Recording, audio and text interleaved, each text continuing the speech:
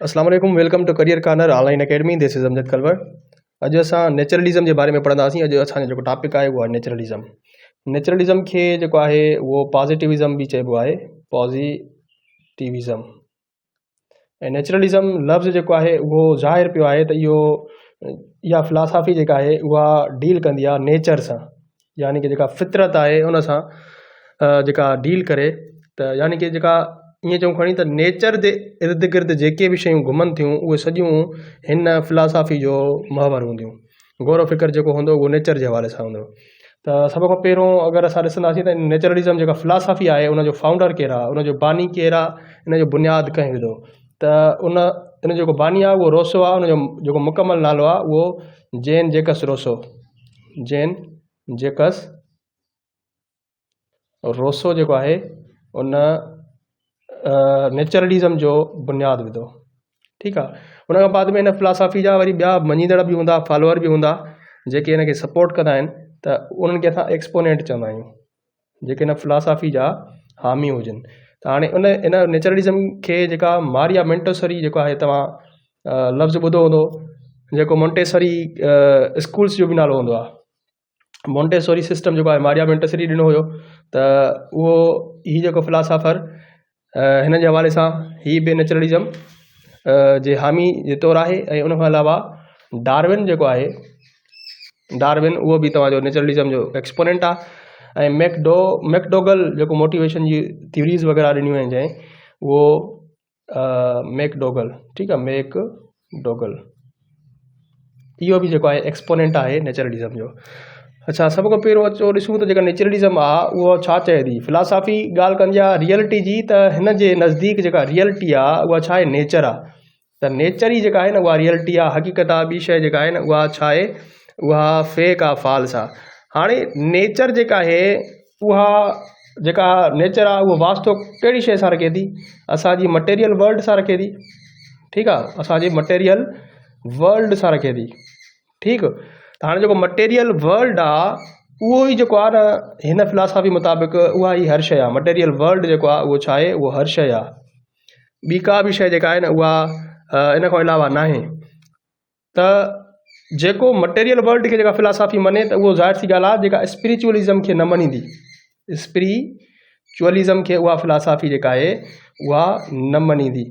हिन फ़िलासफ़ी जे वेझो जेको स्पिरिचुअलिज़म आहे, यानी कि रूहानियत आहे, उन जो को बि वजूद न आहे। इहा असां ख़ुदि जेको आहे उहा सोसाइटी बिल्ड कई आहे, इहा शइ स्पिरिचुअलिज़म वारी। हिन फ़िलासफ़ी मुताबिक़ देयर इज़ नो गॉड, यानी कि को बि ख़ुदा न आहे। जेका नेचर आहे उहा नेचुरल लॉज़ तहत हले थी। यूनिवर्स जेका आहे उहा यूनिवर्सल जेके लॉज़ आहिनि उन्हनि खे फॉलो करे जेको आहे उन मुताबिक़ हले थी। हर शइ जेका आहे उहा असांजी नेचर मां अचे थी। ऐं इहा जेका वापसि रिटर्न जेका थियणी आहे उहा बि नेचर ॾेई उहा थियणी आहे। वापसि बि उहा छा थिए थी, everything comes from nature and return to it, यानी कि जेका बि शइ आहे उहा नेचर खां अचे थी ऐं वापसि बि उन नेचर ॾे उहा वञे थी। ऐं हिन फ़िलासफ़ी मुताबिक़ जेका साइंटिफिक नॉलेज आहे उहा छा हूंदी आहे, उहा ऑथेंटिक हूंदी आहे। साइंटिफिक नॉलेज जेका आहे उहा छा हूंदी आहे, उहा ऑथेंटिक हूंदी आहे। हाणे साइंटिफिक नॉलेज जेका आहे उहा छाजे ज़रिए असां परसीव कंदा आहियूं। सभ खां पहिरियों ऑब्ज़र्वेशन थींदो आहे न, त ऑब्ज़र्वेशन असां सेंसिस ज़रिए कंदा आहियूं। छा, सेंसिस ज़रिए कंदा आहियूं। त जेके सेंसिस आहिनि, त सेंसिस खे ही जेका ॻाल्हि कंदी आहे, senses are the gateway of knowledge. Senses are the gateway of knowledge. ठीकु आहे। त साइंटिफिक नॉलेज जी फेवर करे थी। ऐं जेका सेंसिस ज़रिए असां पंहिंजनि हवासनि सां हितां हुतां जेका एक्सपीरियंस कयूं था, या जेका नॉलेज जेका आहे उहा इंफॉर्मेशन हासिलु कयूं था, उहा ई छा हूंदी आहे, उहा रियल हूंदी आहे, ऑथेंटिक उहा हूंदी आहे। ऐं हीअ जेका फ़िलासफ़ी आहे उहा ॿार जी जेका आहे न उहा मुकमल फ्रीडम जेका आहे, मैक्सिमम फ्रीडम जेके असां चऊं, मैक्सिमम फ्रीडम जी जेका आहे न उहा जेका ॻाल्हि करे थी, उहा केरु करे थी, उहा नेचुरलिज़म करे थी। ठीकु आहे। ऐं हिन नेचुरलिज़म मुताबिक़ जेको इंसानु आहे न उहो जेको पैदा थिए थो, इंसानु जेको पैदा थिए थो उहो सुठो पैदा थिए थो। इंसानु जेको पैदा थिए थो हिन दुनिया में अचे थो उहो सुठो पैदा थिए थो। पर सोसाइटी जेका आहे, असां जेको मुआशिरो आहे, उन इंसान खे जेको आहे उहो ख़राबु करे थो। ठीकु आहे। जहिड़ो मुआशिरो हुनखे मिलंदो त ज़ाहिर सी ॻाल्हि आहे, ख़राबु मुआशिरो मिलंदो त उहो ख़राबु इंसानु थींदो, सुठो मुआशिरो मिलंदो त हुनखे उहो इंसानु सुठो ई हूंदो। पर नेचुरली जेको इंसानु बाय नेचर जेको आहे उहो छा आहे, उहो गुड आहे, सुठो आहे, उनजी नेचर जेका आहे इंसान जी उहा सुठी आहे। ठीकु आहे। त हीअ जेके सॼियूं शयूं आहिनि उहे तव्हां जूं नेचुरलिज़म सां रिलेटेड आहिनि। ऐं ॿी ॻाल्हि इहा मोस्ट जेका फेमस कोटेशन आहे जेन जाकस रोसो जी, त रोसो ॿुधायो आहे त man is born free but he is in chains everywhere, यानी कि इंसानु जेको आहे उहो आज़ादु पैदा थियो आहे। इंसानु जेको आहे उहो छा पैदा थियो आहे, आज़ादु पैदा थियो आहे। पर हिन सोसाइटी में, हिन मुआशिरे में, हिन दुनिया में उहो इंसानु जेको आहे उहो जकड़ियल आहे मुख़्तलिफ़ चैननि में, मुख़्तलिफ़ ज़ंजीरुनि में जेको आहे उहो छा आहे, उहो जकड़ियल आहे। हाणे उहे ज़ंजीरूं कहिड़ियूं आहिनि, उहे ज़ंजीरूं असांजूं रिलीजन जूं थी सघनि थियूं। ठीकु आहे। ॾिसो केतिरा रिलीजन आहिनि दुनिया में, तमामु घणा रिलीजन आहिनि, हर हिकु रिलीजन जो पाबंद आहे, उनखे फॉलो करिणो आहे। हर कंहिंखे पंहिंजो रिलीजन फॉलो करिणो आहे। जेको ईसाई आहे त उनखे ईसाई जो रिलीजन फॉलो करिणो आहे। हिकिड़ो नंढो ॿारु ॼाए थो, पैदा थिए थो, उनखे त रिलीजन जी ख़बर ई न आहे न। पोइ उहो अगरि जेके मुस्लमान जे घर ॼायो त हाणे उनखे इस्लाम जेको आहे उहो फॉलो करिणो आहे। अगरि जे उहो कंहिं हिंदू जे घर में ॼायो त उनखे वरी जेको हिंदुइज़म वारो रिलीजन आहे उनखे फॉलो करिणो आहे। अगरि जो को ॿारु ईसाई वारे घर में ॼायो त उनजो जेको मज़हब हूंदो उहो छा हूंदो, उहो क्रिश्चन हूंदो। ठीकु आहे। साॻे तरीक़े सां जेको ॿारु अगरि जेके यहूदी जे घर में ॼाए थो त उहो 100% या 99% चांसिस आहिनि त उहो यहूदी हूंदो। त हीअ जेको रिलीजन आहे उहो इंसानु आज़ादु पैदा थिए थो, पर उहो मुख़्तलिफ़ ज़ंजीरुनि में जकड़िजी वञे थो। सभ खां पहिरियों त उहो उन रिलीजन में जकड़िजे थो। ऐं सेकंड नंबर ते जेको कास्ट सिस्टम आहे, ठीकु आहे, जेको कास्ट सिस्टम आहे ज़ातियुनि पातियुनि जो, रंग जो, नस्ल जो, त उन्हनि में उहो जो छा थिए थो, उहो जकड़िजी वञे थो। उन खां बाद में असां वरी सोसाइटी में असां जेके नाम्स सेट कया आहिनि, जीअं ॾिसो असां जेको अपर क्लास आहे, वेल्थ जे हिसाब सां अपर क्लास आहे, मिडिल क्लास आहे ऐं लोअर क्लास आहे। इंसान त सभई हिक ॿिए जे बराबरि आहिनि न, हिकु इंसानु ॿिए इंसान खां मोतबर त न आहे न, सभई इंसान बराबरि आहिनि। त को अपर क्लास में अचे थो, को मिडिल में, को लोअर में, त उन्हनि जूं जेके सहूलियतूं हिन दुनिया में मिलनि थियूं, अपर क्लास वारनि इंसाननि खे मुख़्तलिफ़ मिलनि थियूं त लोअर क्लास वारनि खे मुख़्तलिफ़ मिलनि थियूं। मतिलबु इहे बि छा आहिनि, हिकिड़ियूं ज़ंजीरूं आहिनि जंहिंमें इंसानु जेको आहे उहो कए था। ऐं उन खां अलावा ॿियूं बि असांजी दुनिया में असां अहिड़ियूं शयूं जेके आहिनि उहे मुतारिफ़ कराए छॾियूं आहिनि त असांखे उन्हनि में न चाहींदे बि असां उन्हनि खे फॉलो करिणो पइजी वञे थो। जीअं ॾिसो जेको अॼु जे दौर में शादी जेका आहे तमामु घणी मुश्किल थी चुकी आहे, छो त जेके रीतूं रस्मूं रवाज उन्हनि असांखे छा करे छॾियो आहे, जकड़े छॾियो आहे। हालांकि शादी जेको शर्त आहे उहो छा हुजे, हिकिड़ो मौलवी हुजे जेको निकाह पढ़ाईंदो, ऐं हिकु जेका आहे उहो घोटु हुजे, ॿी कुंवार हुजे, ऐं 2 शाहिद हुजनि, बसि एतिरो इनफ हूंदो आहे शादी जे लाइ। पर असां उन में ॾिसो केतिरियूं शयूं एड करे छॾियूं आहिनि, त इहे असां उन्हनि शयुनि खे ज़ंजीरनि में जकड़े छॾियो आहे। त हीअ जेका नेचुरलिज़म फिलासफ़ी आहे उहे कंहिं हद ताईं इहा ॻाल्हि सही कंदी आहे त इंसानु जेको आहे उहो आज़ादु पैदा थियो आहे, पर हू जेको आहे उहो सोसाइटी उनखे जकड़े छॾियो आहे, सोसाइटी उनखे ख़राबु करे छॾियो आहे। न चाहींदे बि अहिड़ियूं शयूं जेके अननेसेसरी शयूं आहिनि उन्हनि खे एड कयो वियो आहे। ठीकु आहे। त हीअ जेको आहे उहो तव्हांजो नेचुरलिज़म फिलासफ़ी जो हिकिड़ो तत्व आहे, समरी आहे। उन खां बाद में नेचुरलिज़म जेका फिलासफ़ी आहे उनखे अगरि असां ॾिसूं था त उनजो एम ऑफ एजुकेशन छा हुजणु घुरिजे। हिन जे नज़दीक, नेचुरलिज़म जे नज़दीक जेको एम ऑफ एजुकेशन आहे उहो सेल्फ एक्सप्रेशन आहे, यानी कि तव्हां ख़ुदि एक्सप्रेस कयो, सेल्फ एक्सप्रेशन, तव्हां छा आहियो। ठीकु आहे, सेल्फ एक्सप्रेशन।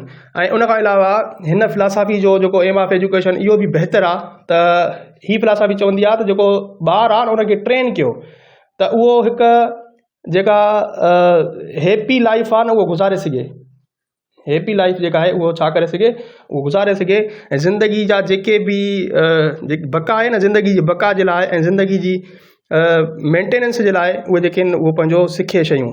ठीकु आहे। ऐं जेको वे ऑफ लिविंग आहे, वे ऑफ लिविंग, उन जे बारे में बि जेको आहे हीअ फिलासफ़ी ॿुधाईंदी आहे त वे ऑफ लिविंग जेको आहे बहितर कीअं करे सघिजे थो।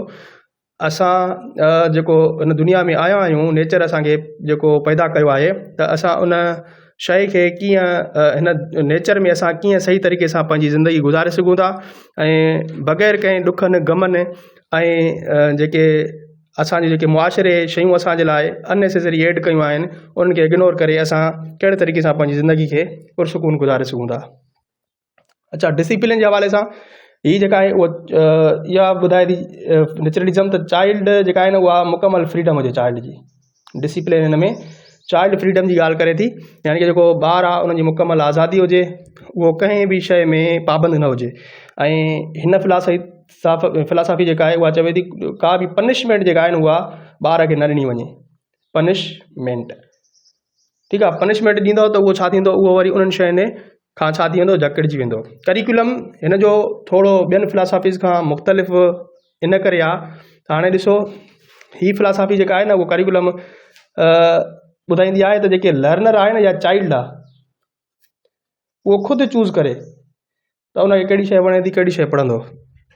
ठीकु आहे, ॿियनि में त असां उहो सेट करे ॾींदा आहियूं, पर ही फिलासफ़ी इहा ॻाल्हि कंदी आहे त जेको लर्नर आहे उहो ख़ुदि चूज़ करे उनजा जेके इंट्रस्ट आहिनि, उनजी जेका एबिलिटी आहे उहा उनखे छा थी चवे, उहो कहिड़ी तरफ़ उनजो रुझान आहे त उहो उनखे असां पढ़ायूं। इन जे मुताबिक़ इन जी जेको 5 लेवल्स ऑफ करिकुलम जेको आहे नेचुरलिज़म फिलासफ़ी जेके आहिनि उहे सेट कयूं आहिनि 5 लेवल्स। ठीकु आहे, 5 लेवल्स जेके आहिनि उहे छा जूं डेवलपमेंटल जेके आहिनि उहे स्टेज जूं, छा जूं जेके डेवलपमेंटल जेका स्टेज थींदी आहे न, नंढो ॿारु ॼाईंदो आहे उनखां वेंदी उनजे पोड़े थियण ताईं, त उहे डेवलपमेंटल स्टेजिस हूंदियूं आहिनि। ठीकु आहे, हाणे उहे कहिड़ियूं आहिनि, सभ खां पहिरियों तव्हांजो इन्फेंसी आहे। इन्फेंसी असां चवंदा आहियूं, इन्फेंट असां मासूम खे चवंदा आहियूं न, नंढो जेको ॿारु आहे, जेको ॿारु पैदा थिए थो उहो इन्फेंट हूंदो आहे 2 सालनि ताईं। उनखां बाद में 2 नंबर में उन जेका लेवल अचे थी उहा अचे थी चाइल्डहुड, यानी कि उनजो ॿारकपणो जंहिंखे चऊं खणी चाइल्डहुड। ठीकु आहे, 3 नंबर ते जेका स्टेज आहे उहा तव्हांजी बॉयहुड अचे थी, बॉयहुड। ठीकु, ऐं 4 नंबर ते जेका आहे उहा यूथ अचे थी, ऐं 5 नंबर ते जेका अचे थी उहा तव्हांजी एडल्टहुड अचे थी, एडल्टहुड। हाणे ॾिसो हे फिलासफ़ी चवे थी त हर हिकु स्टेज में उनजो करिकुलम चेंज हुजे, साॻियो करिकुलम न हुजे। नंढो ॿारु आहे त उनखे आज़ादु छॾियो वञे, उहो हेॾे होॾे वञी करे पंहिंजो सेंसिस ज़रिए जेका आहे उहा तालीम जेका आहे न उहा हासिलु करे। अच्छा, ॿियो मेन पॉइंट इहा जेका आहे न नेगेटिव एजुकेशन। नेगेटिव एजुकेशन जेका आहे न उहो मोस्ट रिपीटेड क्वेश्चन अथव, त नेगेटिव एजुकेशन जी जेका फिलासफ़ी ॻाल्हि कंदी आहे उहा कहिड़ी कंदी आहे, उहा कंदी आहे नेचुरलिज़म। हाणे नेगेटिव एजुकेशन ते ज़ोर भरींदी आहे, ऐं पॉज़िटिव एजुकेशन हिन फिलासफ़ी मुताबिक़ ॿार खे न ॾियणु घुरिजे। त मतिलबु कहिड़ियूं शयूं सही आहिनि इहो ॿार खे न ॿुधाइणु घुरिजे। नेगेटिव एजुकेशन मां मुराद ॿार खे इहो ॿुधाइणु घुरिजे त हीअ शइ ग़लति आहे। ठीकु आहे, कंहिंखे गार ॾियणु ग़लति आहे, या कंहिंखे कंहिंसां विढ़णु ग़लति आहे। त जेके शयूं ग़लति हूंदियूं उहे असां उनखे उनजे बारे में उनखे ट्रेन करे छॾींदासीं त उहे ग़लति शयूं कंदो ई न, त उहो छा थींदो, उहो सुठो हिकिड़ो शहरी पैदा थींदो। ठीकु आहे, ॿी ॻाल्हि इहा कंदी आहे त जेके सेंसिस आहिनि न उन्हनि जी ट्रेनिंग कई वञे, ट्रेनिंग ऑफ सेंसिस जी ॻाल्हि कंदी आहे फिलासफ़ी इहा। त असां जेके सेंसिस आहिनि सॼी इन्फॉर्मेशन असां किथां हासिलु कंदा आहियूं, सेंसिस मां हासिलु कंदा आहियूं न।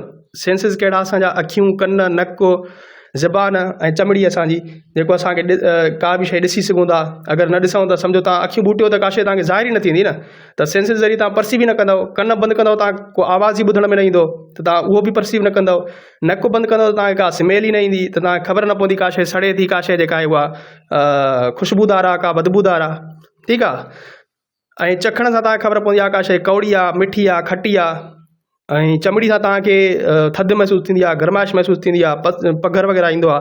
त इहे सॼियूं शयूं तव्हां जेके आहिनि न सेंसिस ज़रिए या नॉलेज हासिलु कयो था, उन्हनि तव्हां पंहिंजे माहौल जे बारे में, एनवायरमेंट जे बारे में। ठीकु आहे, त सेंसिस खे जेतिरो वधीक ट्रेन कयो वञे त असां वधि में वधि इंफॉर्मेशन असां कलेक्ट करे सघूं था मटेरियल वर्ल्ड जे तरफ़ां। ठीकु आहे, उनखां बाद में ही फिलासफ़ी चवंदी आहे त तव्हां वांडर कयो हेॾे होॾे, वांडरिंग हेयर एंड देयर, यानी कि तव्हां घुमो, नेचर खे तव्हां ॾिसो, परखियो, त उन मां बि तव्हांखे जेका आहे उहा छा थींदी, नॉलेज हासिलु थींदी।